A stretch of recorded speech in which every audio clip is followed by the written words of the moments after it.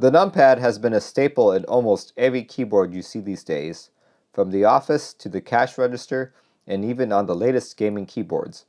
It's been so common that many have said a keyboard without it just doesn't look complete. But what if you find full-sized keyboards too large? What if you only use the numpad 10% of the time? What if you're left-handed?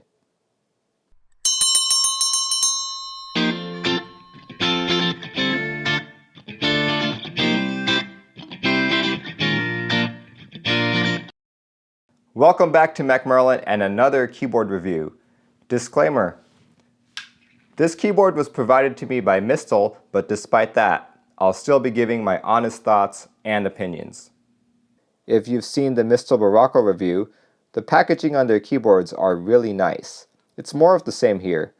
It's got the same design and shiny reflective surface, and if you look hard enough, you might even see my reflection as I film this. Anyway, inside the box we got the numpad, instruction manual, 2 USB cables, and a really nice wire keycap puller. I'll say this again, more companies should really provide a wire keycap puller instead of the plastic ones that I see all around. Now, this is my favorite part of the keyboard. The case looks like what you would expect from a custom numpad. I'd seen pictures of it before, but seeing it and holding it in person, I'm very impressed. It's a high-profile case with a chamfered frame and all aluminum construction. If you turn it around, you'll see metal feet in the back. I wish it was more of an angled case design, but I guess this makes it a good match for low-profile keyboards such as the White Fox or K-Type from Input Club. It's got 2 USB ports, the more common keyboard port, Mini B, and the more common phone port, Micro USB-B. For standalone use, plug in the Mini B, but if you're going to connect this to your Mistel Barocco, use the Micro.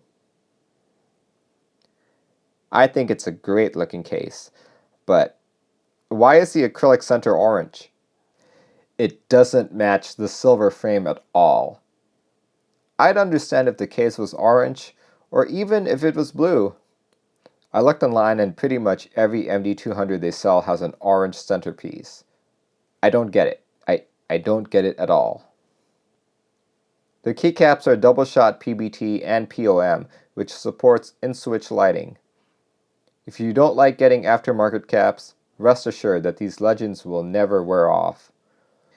The keycaps also have side legends. These too are part of the double-shot process and will light up and never wear off. Stabilizers are plate-mounted cherry style. They are really rattly, so I'd recommend using some dielectric grease. Keep in mind, I've never reviewed a pre-built keyboard that didn't need lube. It's always good practice to lube your stabs. To get to the PCB, you'll need to remove the 4 hex screws in the back and the 4 Phillips screws after you remove those keycaps. The PCB looks great. It's thick, multi-layered, and looks well manufactured. There are no extra globs of solder and no burn marks. The numpad works as either a standard numpad or a navigation pad. There are 7 different RGB LED modes such as breathing, raindrop, and single key, and you can change brightness, speed, and even the amount of R, G, or B.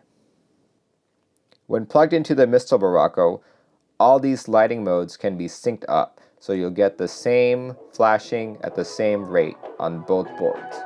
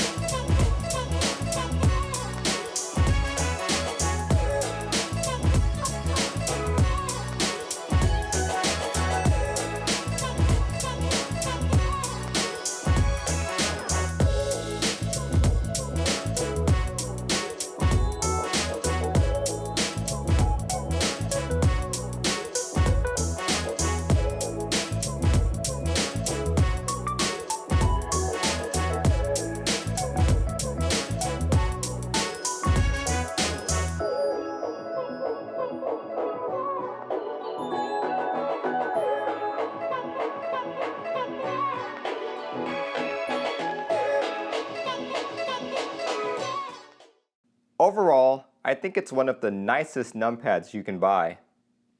I'd even argue that it's the nicest looking non-custom numpad. It's very well built, sturdy, and would look great on your desk. The only things I'd change were to make it an angled case and to get rid of that orange acrylic.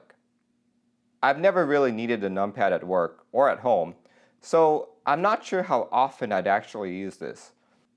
I've actually already owned this for a good couple weeks, and since I don't use numpads, I haven't really used it much. But it does sit on my desk because I think it looks absolutely beautiful.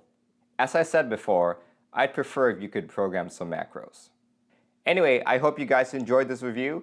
If you did, make sure you hit that like button, comment down below what you thought, and check out my other videos. I'll see you all next time.